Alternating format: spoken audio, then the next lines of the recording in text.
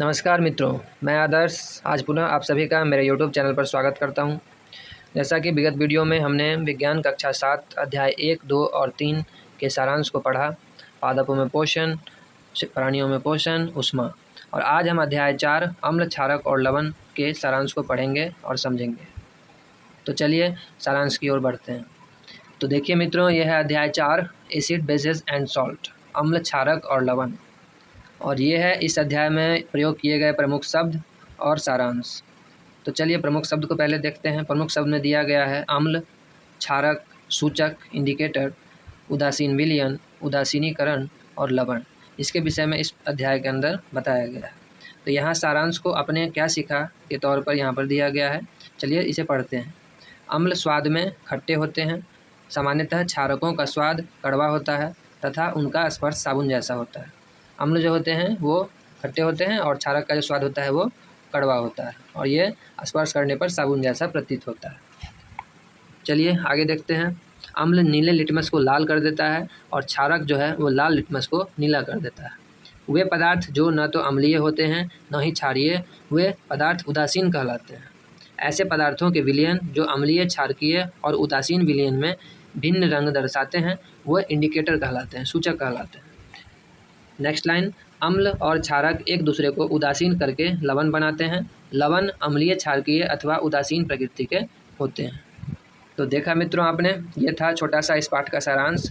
और चलिए अब इस पाठ के अंदर कुछ महत्वपूर्ण शब्दों को, महत्वपूर्ण बिंदुओं को देखते हैं और समझते हैं।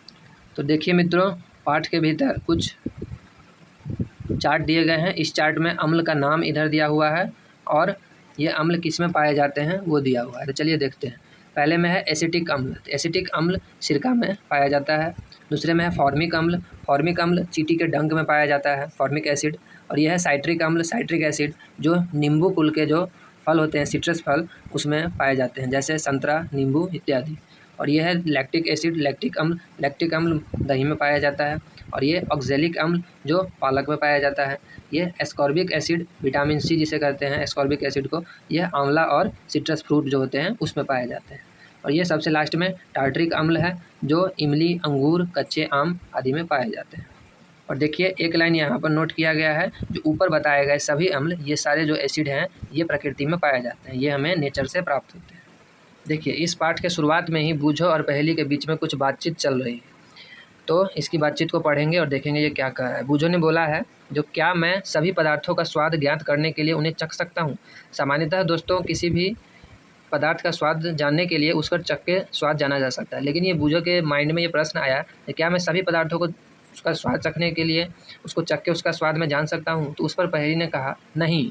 क्या तुमने चेतावनी नहीं पढ़ी? यहाँ चेतावनी दिया गया होगा, जो उसमें क्या था चेतावनी में, जो हमें अज्ञात पदार्थों को नहीं चखना चाहिए, ये हमें हानि भी पहुँचा सकते हैं, वो हमारे शरीर के लिए हानिकारक भी साबित हो सकते हैं, वो जहर भी हो सकता है। इसलिए हर एक पदार्थ को हम चख कर पता नहीं कर सकते।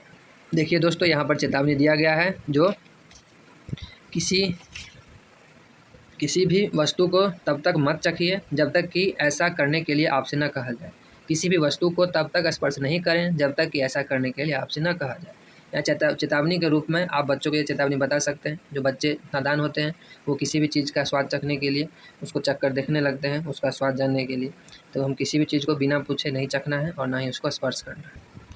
तो इस तरह पाठ को पढ़ाते समय बच्चों को हमें चेतावनी देनी चाहिए, गाइड करनी चाहिए। नहीं तो बच्चे तो नादान होते हैं, वो कुछ गलत कदम भी उठा सकते हैं। तो बूझो और पहेली जैसे बच्चों को ही तो हम पढ़ाते हैं, तो उन्हें हमें सब चीज़ का ध्यान रखते हुए पढ़ाना चाहिए। देखिए इस अध्याय में मुझे एक कविता भी देखने को मिला, जो मैंने सोचा आप लोग को भी दिखा देता हूँ और पढ़ के सुनाता हूँ। कॉफ़ी का है रंग है भूरा, कॉफ़ी का रंग है भूरा, कॉफ़ी जो हम लोग पीते हैं, और स्वाद है कड़वा। अम्ल है यह या है क्षार, प्रश्न बड़ा ही है दुश्वार, स्वाद के कारण से अनजान, बिना परीक्षण हो न ज्ञान। मतलब कॉफ़ी का रंग भूरा है और स्वाद तो कड़वा है, यह अम्ल है या क्षार है, ये प्रश्न बड़ा दुश्वार है।